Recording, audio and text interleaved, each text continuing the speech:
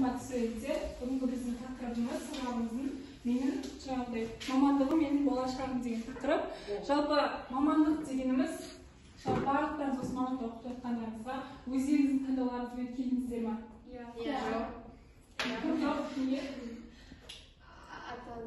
Иә. Неге ата-ананың әсерінен, мысалы сіздердің жұмыс істеген кезде ата-ананың өмірбақи қасыңызда болмайды ма?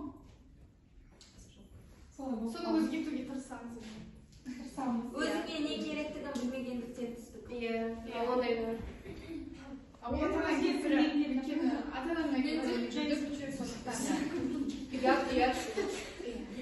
қыздар өздеріңіздің жақсы көрмеген мамандықтарыңызға түскен кезде ертең қазір білінбейді, ол қазір студент, сіздер сабақта оқып жүрсіздер, оқу керек, главное кетпей салу керек, оқудан шығып кетпеу керек деген ғана шектеумен ғана жүрсіздер. Бірақ ертең оқуды бітіріп жұмысқа тұратын сәтте сіз ол мамандықты жақсы көрмейсіз, мұғалім болғыңыз келмейді, оқушының студенттің алдыңызға тұрғылғыңыз келмейді. Сол кезде ол қиын болады сіздерге. Жалпы мамандық сіздерге сұрақ қояйын, сіз өз мамандығыңызды неліктен таңдадыңыз? Сұрақ.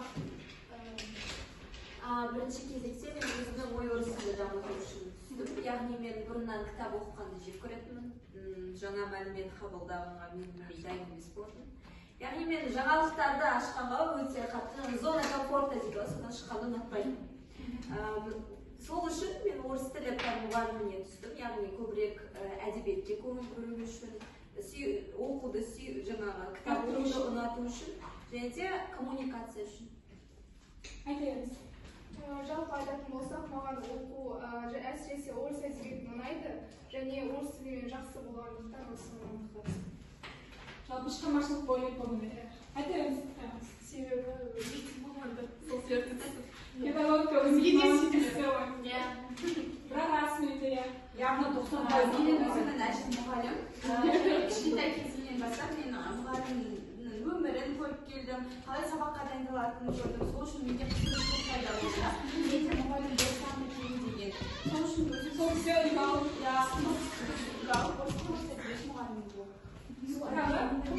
не үшін бұл мамандыққа түстіңіздер? Себебі маған орыс тілінен, орыс әдебиеті ғана басқа сабақтарға барғанда жеңіл болады. Осы екеуінен ғана жақсы болды, сол себепте осы мамандыққа түстім. Өзіңізге не керегін түсіндіңіз ба? Сосын екі-ақ мамандық болды, ол филология және педагогика мамандығы болғаннан кейін осы деп төрелеп өйткені басқа мамандықтардан, басқа сабақтардан өте болған жоқ. Өзіңізді көре алмадыңыз. Тағы қосарларыңыз бар ма? Мен мысалы, менің әпкем тоже орыс тілі мұғалімі болды. Мен оның қалай оқығанын көріп, қалай оқушыларға сабақ бергенін көріп, әдіс тәсілдерін көріп, қызықты өткенін көріп, одан үлгі алып мен де Сөйттен де ойлайсыз ба? Мен бала жақсы көремін. Ол да жақсы қажеттелейді. Бала жақсы көрмесеңіз, сабақ бергеннен атпайсыз.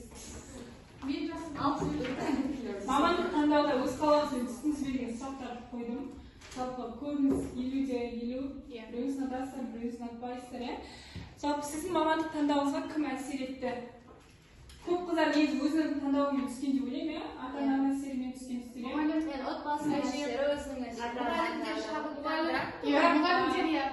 Қазір бірінші курсыздар ғой, төртінші курсқа келгенше болашақ ойларыңыз өзгереді. Мысалы, мен өзім мұғалім болғым келген жоқ. Себебі мен мұғалімдік бағытта өзімді көре алған жоқпын.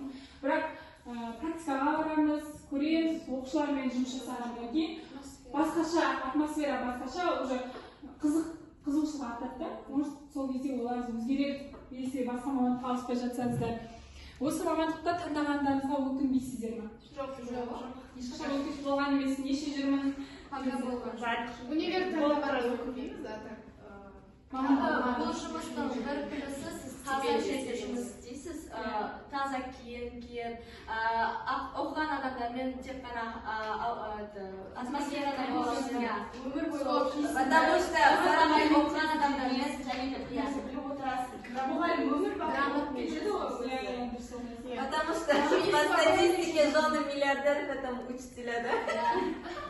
Дұрыс айтасыздар, негізі мұғалімдік мамандық таптырмас мамандық. Қызығып, шамалы тереңірек түсінсеңіздер, мүмкін ойларыңызды өзгерте бермейсіздер жаңағы.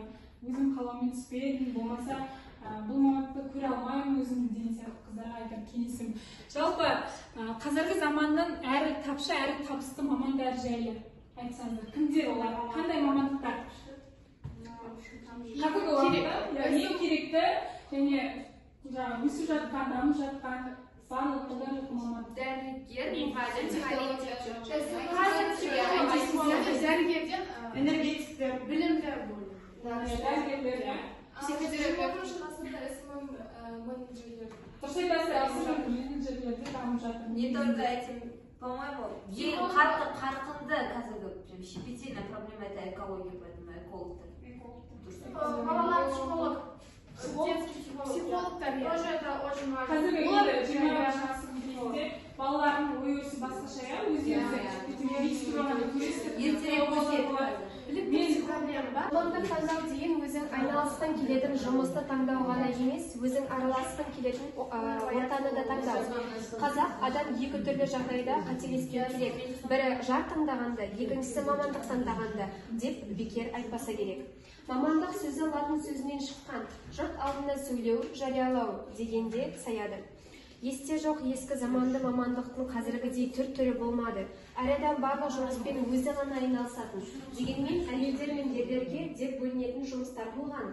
Ерлер аң аулап, үй тұрғызып, қару-жарақ жасаса, әйелдер жеуге жарамды өсімдіктерді жинап, тамақ пісірген. Киім-кешек тігіп, бала тәрбиелеген. Заман өзгерген сайын адам да жетіліп, нарықтық қарым-қатынас пайда болды. Қоғам дамып, дүниеге түрлі жұмыстар, сәйкесінше түрлі мамандықтар келді. Кез келген еңбек мамандық емес. Еңбектің мамандық деп аталуының өзіндік шарттары бар. Бірі маман атануыңыз үшін білім алып, қолыңызға сол саланың дипломын, куәлігін, аттестатын не сертификатын алуыңыз керек болса, екіншісі еңбегіңізге ақының төлену қажеттілігі. Өзің туралы білген соң мамандық әлеміне танысуға, сол мамандықтағы өз мүмкіншілігін білуі қажет. Жалпы мәтінді тыңдасақ, жанрлық ерекшелігі қандай? Таңдау жасай білу. Жалпы қандай жасау білесің? Мамандық өз-өзін адам табуы, еркіндік, еркіндік, болашақ туралы ойлану. жалпы жақсы көрген жұмыс істеуден ләззат алу дейміз ғой, сол нәрсені сезінуге. Жалпы кеңес үкіметтің психологы Климовтың ұсынған теориясында мамандықтар әлемін 5 типке бөлген екен. Осы мамандықтар жайлы ақпараттар тауып, өз мамандықтарыңызды қай типке жатқызасыз? 5 типті атап кетейін, адам өнер, адам белгі жүйе, адам табиғат, адам техника, адам деген 5 типке бөлген. Климовтың ұсынысы бойынша ұялы телефондарыңыздан мәліметтерді қарап, өздеріңіз мамандықтарыңызды қай типке жатқызасыздар, неліктен деген сұраққа жауап. Адам өнер, адам белгі жүйе, адам табиғат, адам техника, адам. Қай типке жатқызасыз, неліктен? Адамға жатқызамыз, себебі біздің таңдаған мамандығымыз, біз адамдармен жұмыс жасаймыз, оқушылармен, ата-аналар, сол адаммен болып табылады деп ойлаймын. Қандай пікірлеріңіз бар? Қосатын пікірлеріңіз бар ма? Келісеміз бәріміз. Жалпы кәсіпке қазір жазылым дәптеріңізде жазғанда, кәсіпке мамандыққа қатысты бір мақал мәтел, бір қанат сөз жазып, мағынасын ашып түсіндіріңіз. Мамандыққа қатысты бір мақал мәтел, бір қанат сөз, және мағынасын ашып түсіндіріп айтамыз. Қандай жақсы ма, студенттер, жақсы ма? Жақсы, тікелей байланыс бар. Бәрімен ба? Бәрімен Жақсайыз ба? басым көпшілігі деп айтайын. Өнелерге басым көпшілерге жасып қойды бар болшылай ба?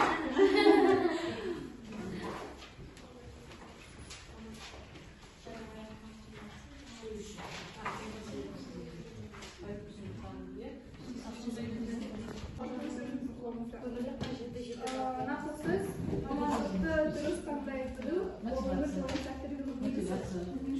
Мамандық таңдаған соң біз күнде жұмыс деген соң күнде барамыз.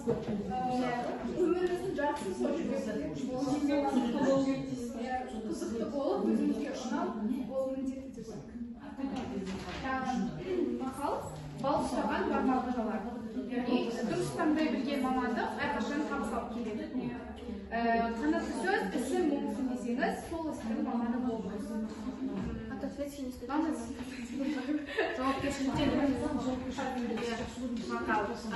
Адамшылығы жақсы ұстаздан болады. Мамасының адамның адамшылығы жақсы ұстаздан болады деген.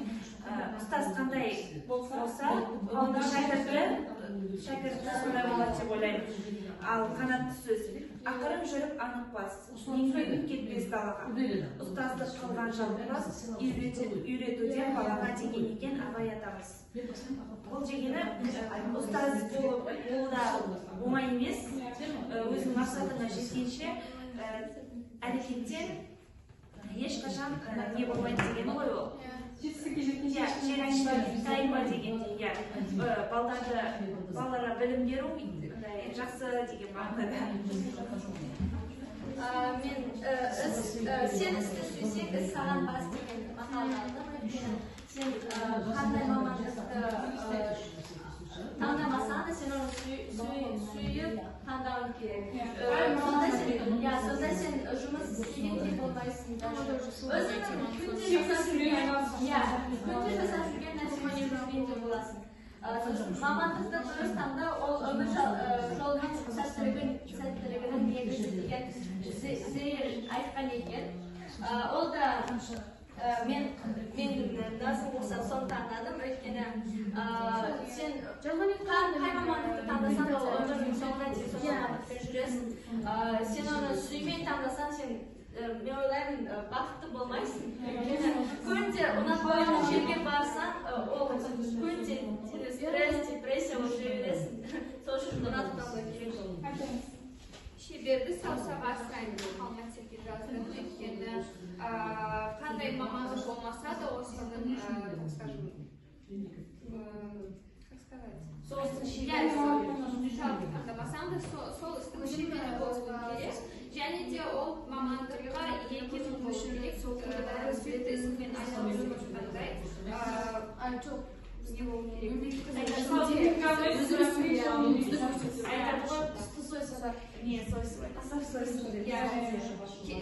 Кейде мұғалім екенімізді ұмытып кету пайдалы деген расында қазіргі айтқандай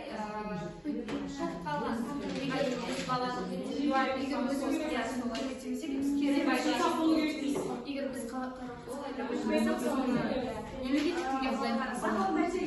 біз енесі де алды, соқан кемесі де алды дегенді алды. Өйткені өзінің әр ісінің маманы өзінің жақсы жасайды.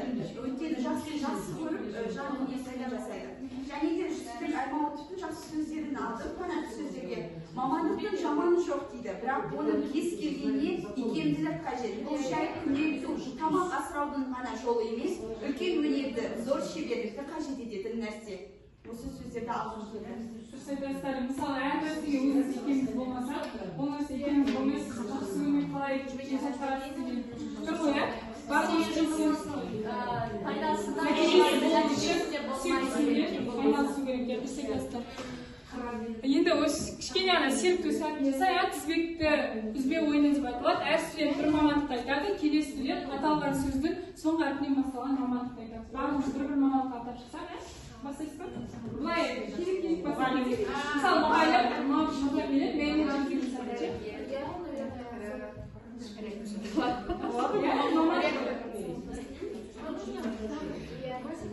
Режиссер. Рабочий. Робототехник.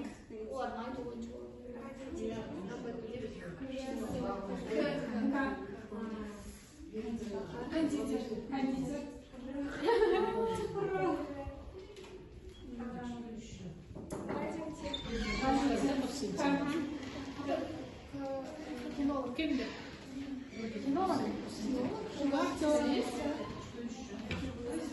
Келесі қыздар айтсаңызшы. Маған гаишник. Геолог.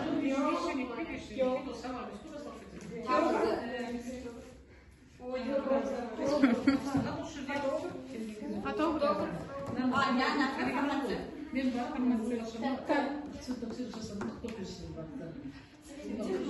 технолог. Грузчик.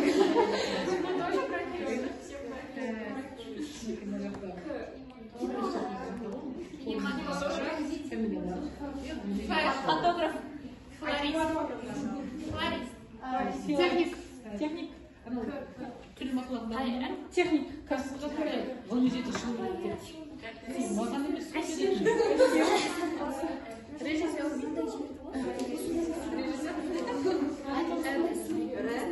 Радиосвязист.